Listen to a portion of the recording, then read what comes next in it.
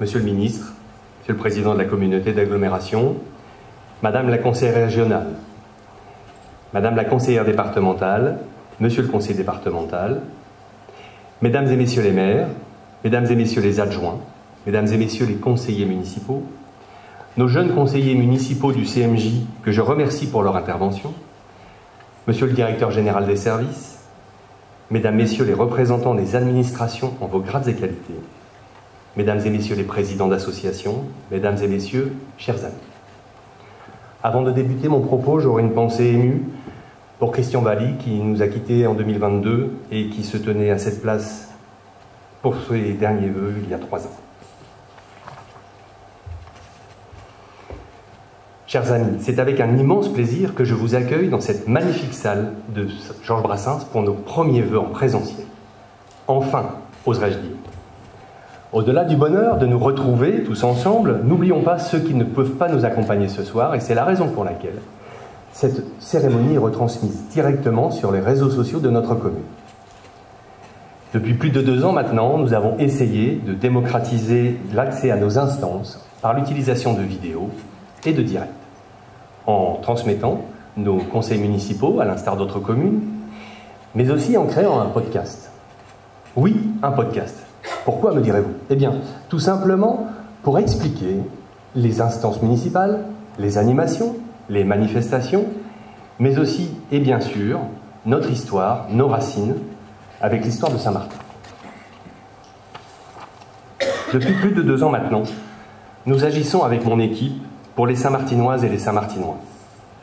Agir, pour nous, c'est poursuivre notre engagement. C'est avant tout écouter les besoins de nos administrés, c'est essayer de comprendre leurs difficultés et aussi leurs satisfactions, parce qu'il y en a.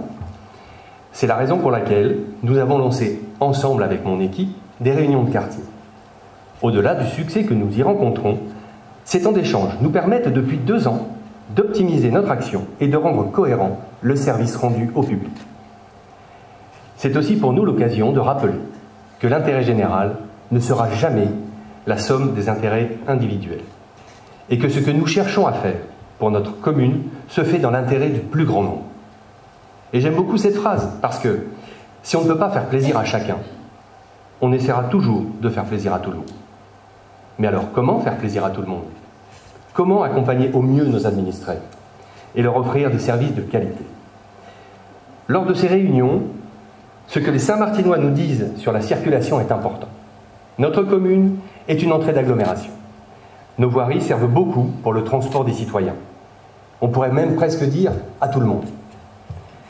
Je n'ai aucun doute qu'un jour, comme c'est le cas pour nos liaisons douces actuellement en cours de travaux sur la route de Calais, que nous pourrions créer des voiries intercommunales, Monsieur le Président, mon cher Frédéric, pardon. Car il est bien évident que notre mission est de pouvoir apporter des solutions aux problèmes quotidiens de nos concitoyens. La réalité du monde qui nous entoure n'est pas toujours heureuse. Il faut donc assurer un lien permanent avec nos Saint-Martinois, afin de leur donner des réponses et des explications à leurs questions, à leurs doutes, à leurs craintes. Car l'une des clés d'entrée du lien que nous construisons avec nos habitants, c'est de les aider à accepter notre époque. Cette pédagogie nous engage. Et par conséquent, nous engageons notre ville vers un avenir que nous espérons de qualité.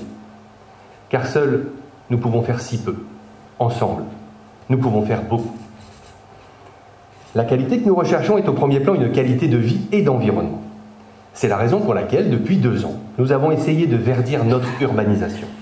Par la création d'une forêt Miyawaki dans le quartier Anne-Franck, par la transformation d'un terrain vague en jardin zen à l'entrée de la mairie, en replantant des arbres dans nos cours de récréation. Notre engagement Petite Ville de demain, et je salue Madame la sous-préfète l'action et le soutien que vous avez apporté à notre commune, notre engagement Petite Ville de demain nous ouvre de nouveaux horizons pour redynamiser notre ville, en apportant par exemple des solutions financières, mais aussi de l'ingénierie. Grâce à cela, actuellement, nous travaillons au devenir de notre centre-ville, et vous savez comme moi qu'il est compliqué de le situer tellement notre commune est étendue. Nous avions promis de travailler ensemble. C'est promesse tenue. Nous travaillons avec vous et pour vous. Avec un panel représentatif de Saint-Martinois, aux idées diverses et variées, nous réfléchissons en atelier de travail pour délimiter notre centre-ville. Un centre compris autour de nos 3 places, Jean Moulin, la place Francis Delury et la place Aristide Briand. Ce centre-ville sera plus vert, plus piéton, plus accessible et mieux distribué pour un accès aux services et au commerce avec des espaces de loisirs et de restauration. Nous espérons une belle place, mon cher Olivier, mais nous ne ferons pas un décor de film d'Alec Baldwin. Bref, une ville que nous voulons plus verte et surtout plus sécurisée. Effectivement, notre cadre de vie passe aussi par la capacité à sécuriser nos déplacements. Aujourd'hui, si nous voyons essentiellement beaucoup de voitures aux heures de pointe, nous devons permettre à la population piétonne de pouvoir se déplacer en même temps, sans risque. C'est la raison pour laquelle nous étudions tous les secteurs les plus dangereux de la commune pour en modifier les passages protégés, en les signalant, en les éclairant, en les surélevant. Mais au-delà, c'est le chemin et le schéma des piétonniers qui sont à sécuriser pour encourager le plus grand nombre à modifier ces modes de déplacement. C'est une prise de conscience collective pour préserver notre espace de vie. L'entretien de nos trottoirs ainsi que la création de voies vertes et cyclables. Car si le vélo c'est compliqué dans le Boulonnais, le vélo électrique est une des solutions. Et surtout pour Montégier. La sécurisation des déplacements, ce n'est pas que l'aménagement. C'est aussi l'évolution de nos comportements. C'est plus de transports en commun, plus adaptés au mode de vie d'aujourd'hui. Ce sont aussi des éclairages publics plus performants et plus économes en énergie. Nous y travaillons déjà, avec des résultats probants, car nous avons changé plus de 50% de notre parc d'éclairage en LED. C'est plus de 50% d'économie pour plus d'efficacité et plus de sécurité. Car la sécurité est importante. La sécurité, c'est aussi la vidéoprotection. C'est pourquoi nous allons continuer à la développer, pour qu'à la fin de notre mandat, toute la commune soit couverte. L'utilité, maintes fois reconnue par les services de police et de gendarmerie, que je remercie pour leur présence ce soir, nous confirme que nous allons dans la bonne direction. La population, dans nos réunions publiques, nous le confirme aussi. Cette maîtrise de nos dépenses, pour plus d'efficacité, pour plus de sécurité dans notre commune, est un de nos premiers engagements. Car sans maîtrise de nos budgets, nous ne pouvons pas entreprendre. Les difficultés de notre époque, l'inflation, le climat social tendu, la défiance face aux institutions, nous obligent à de la clairvoyance et de l'anticipation. Nous le devons à notre population. Nous le devons aussi à nos associations, qui sont un véritable poumon dans notre commune, tant par la diversité que par la qualité que les bénévoles ne cessent de développer. C'est un immense potentiel que nous devons faire évoluer. C'était la raison aussi pour laquelle, pendant la période Covid, nous avons maintenu les subventions afin de ne pas pénaliser ces forces vives, car elles le sont. Parce que chacune d'elles est une représentation de notre commune, de notre dynamisme, de notre volonté de développer ce tissu associatif qui est l'un des premiers liens sociaux pour la population. Ces associations, qu'elles soient culturelles, sportives ou artistiques, bénéficient de la même écoute et du même accompagnement de notre part, parce que nous nous sommes engagés à accompagner tout le monde. Toutes les bonnes volontés qui cherchent à faire, à travers leur engagement, à aider, à s'épanouir les autres, à faire grandir l'image de notre belle ville. Non seulement nos manifestations sportives, les foulées bleues, la FD Run, Assaut en fête, les tournois de sport collectif ou de cardio-goal, et bien d'autres encore, mais aussi l'expo photo en face de la mairie et sur les berges de la Liane, mais aussi les spectacles de danse et les concerts du réveil musical. Je dois vous dire ici que je suis heureux de conduire cette majorité qui, unie autour de notre projet, travaille sans cesse, chaque jour, pour le bien de la collectivité. Je dois vous dire ici que je suis fier d'être à la tête de ce groupe.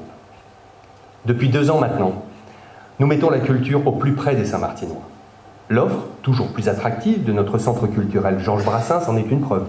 Plus de 97% de remplissage de jauge à chaque spectacle avec un public éclectique et fidèle en est une preuve. Ce public est impatient de découvrir que cette salle soit rénovée. C'est tout proche, c'est pour dans 1 an. Avec la mise en place du décret tertiaire, nous avons décidé que les salles municipales recevant du public seraient prioritaires dans leur remise aux normes énergétiques. Cette salle, dont l'ensemble intérieur et extérieur sera remis à neuf pour être sobre en consommation d'énergie. Mais la culture à Saint-Martin ne s'arrête pas là. Nous avons fait venir cette année la culture dans nos rues, avec un festival hors les murs, au printemps dernier.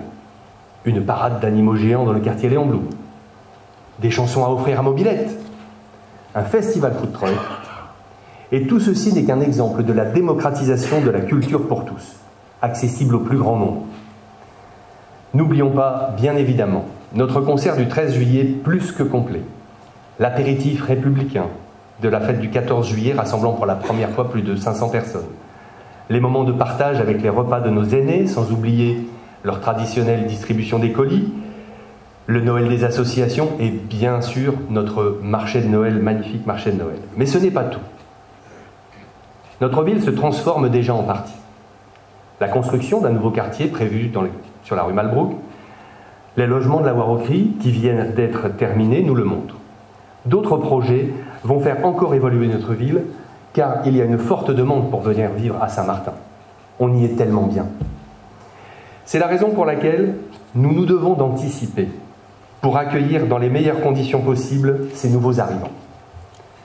C'est pourquoi nous déployons des travaux de remise en état de la voirie afin de sécuriser et d'améliorer nos déplacements. Oui, la question du déplacement est centrale à Saint-Martin, comme je vous l'ai dit en préambule. C'est ainsi que j'évoquais l'idée de voirie intercommunale, mon cher Frédéric, car notre commune, c'est 2 CFA, 3 lycées, 2 collèges, 6 écoles primaires et maternelles, mais aussi une clinique, la grande proximité de l'hôpital, la zone commerciale Auchan, les zones de l'Inquiéterie et du Montjoie. Tous ces emplois sont une bénédiction pour notre territoire, et nous nous devons d'aménager au mieux et de façon particulièrement adaptée ces infrastructures routières. Nous allons aussi, dès cette année, démarrer des travaux pour améliorer la liaison douce entre le quartier d'Ostrov et le centre-ville, pour que les habitants puissent ne pas forcément utiliser leur voiture pour aller d'un point à l'autre de la commune. Le chemin du Portel-Boningue doit devenir ce lien que nous devons construire pour tous les Saint-Martinois. Cette liaison, sécurisée, aménagée, pour devenir un lieu de promenade, point de vue sur notre agglomération, moyen alternatif de se rendre d'un quartier à un autre. Il doit valoriser le verdissement de notre ville et offrir un espace de respiration et de calme au milieu de notre urbanisation. Oui, Saint-Martin, c'est une ville à la campagne. Dans la continuité de ce chemin, nous devons faire émerger une liaison jusque le centre-ville pour que le cheminement desserve aisément les commerces et les services. Mais soyons originaux, trouvons aussi des moyens et des exemples de chemins de couleur piétonniers au départ de la mairie pour desservir l'ensemble des services. Démocratisons aussi l'utilisation de notre parking du stade comme lieu de stationnement. Il se situe à moins de 4 minutes à pied de la mairie. Sachons dès aujourd'hui valoriser nos friches de centre-ville pour créer de l'habitat, mais aussi de nouveaux commerces. Et c'est déjà le cas. Un béguinage va arriver très prochainement entre la rue Jules Ferry et la rue Hainaut. Voilà, chères Saint-Martinoises, chers Saint-Martinois, les grandes lignes de ce que sera l'année 2023. Une année sous le signe de la redynamisation. Une année de la transformation de certaines de nos habitudes pour le bien de tous. Une année de lien social, de manifestations associatives, de réunions, de cohésion, de vaillance et d'espérance. Une année surprenante. Qui dit cela pour surprise? Eh bien oui, une surprise. Une acquisition, celle du Moulin l'Abbé. Car ce pluvieux moulin du Nord-Pas-de-Calais, situé proche de l'Inquiéterie sur le chemin du Lot, encore debout, deviendra, nous l'espérons, l'emblème de notre commune, et son expression pourra même s'associer à l'image de notre agglomération, terre et mer d'Opale. Aujourd'hui, il menace ruine, et j'en appelle à toutes les bonnes volontés, pour qu'il retrouve sa splendeur et surtout son utilité. Pour conclure, ainsi est faite notre feuille de route, certainement ambitieuse, peut-être audacieuse, mais en tout cas avec l'envie de rendre le meilleur cadre de vie possible à notre population et au-delà, dans l'écoute de chacun et dans la volonté de faire pour tous. Bien sûr, tout cela n'est pas possible seul. Avant de remercier les officiels, je voudrais souligner l'importance de mon épouse à mes côtés. Elle est mon grand soutien et je lui dois beaucoup de ce que je suis aujourd'hui. Avec tout mon amour, merci Delphine.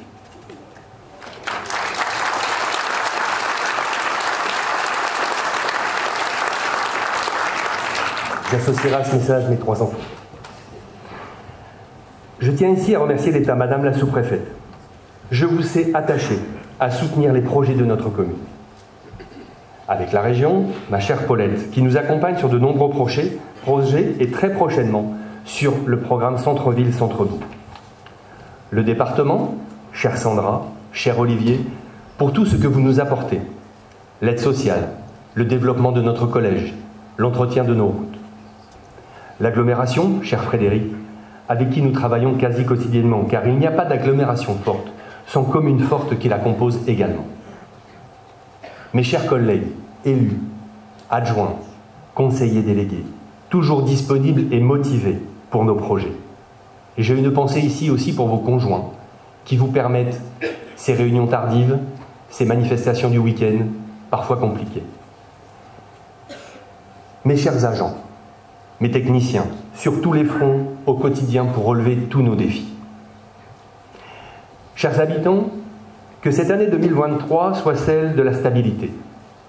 Le contexte diplomatique, politique, économique doit être un motif de combat. Que cette année soit celle alors de l'unité et du travail ensemble. Et enfin, pour finir mes premiers vœux en public, je vous souhaite à toutes et tous une excellente année 2023. Vive Saint-Martin, vive les Saint-Martinois!